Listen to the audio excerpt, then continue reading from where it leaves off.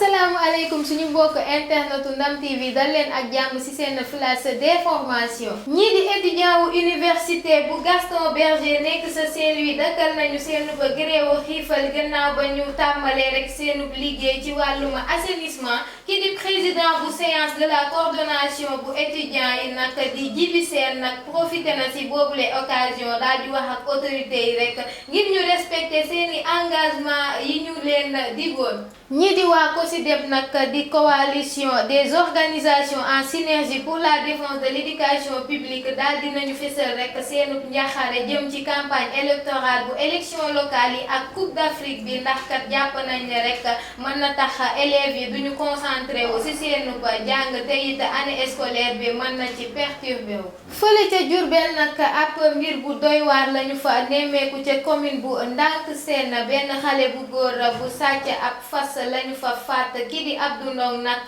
moom fas bi lañu rek jàpp ne moo ko daal di faat ba tax mu ngi ci loxoy yoon ba keroog ñu ci am lu leen di leen. kii di Cheikh Aïdara nag teg nañu ko ay daan démb lu toll ci ñetti weeru kaso yu mu war a tëdd sa tribunal des flagrants délits bu Dakar ndax ay ñaawteef yu mu doon def kii di Aïssata Ndong nag moo ko porté woon plainte ndax daf doon faj doomam bu góor waaye mujjee si ay di ko chantage si noonu lañu ko dénoncé rek mu daal di koy jàpp moom Cheikh Aïdara nag war na fay amende bu toll ci 1,5 million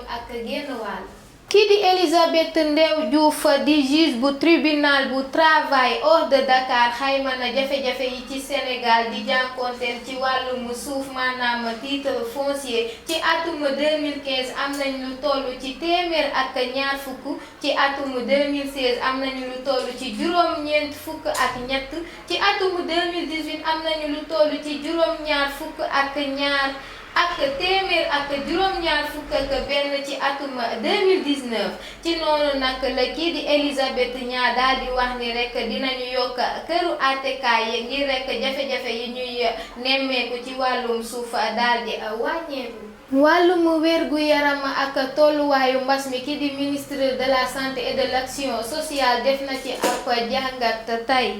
ci 2515 tests yu ñu am 313 ñoo ci positif 14 cas contact 297 cas yoo xam ne transmission communautaire la ak 11 cas grave benn décès la ñu enregistré démb ci talaata bi. wàllum tàggat yaram ak CAN 2021 Sénégal jël na place bu njëkk ci poule B bi gannaaw match nul bi mu amoon ci digganteem ak Malawi victoire ci digganteem ak Zimbabwe ak match nul bi mu am ci digganteem ak Gambie ñi di Sénégal nag am nañu juróomi poñ ñi di waa Guinée nag ñoo jël ñaareelu place bi ak lu toll ci ñeenti poñ. ñu jeexale ak xibaaru bitim réew ci sous-région bi gannaaw ba ñu ko tabbee ci bopp réew bi di Gambie ci weer bi ñu génn ki di Adama Barrow dina investiraat ca stade bu Banjul di capitale bu Gambie tey ci àllarba ji ci noonu nag am nañu juróom-ñetti jiitu réew yoo xam ne daañu leen xaar ca boobule cérémonie am nañu ki nga xam ne mooy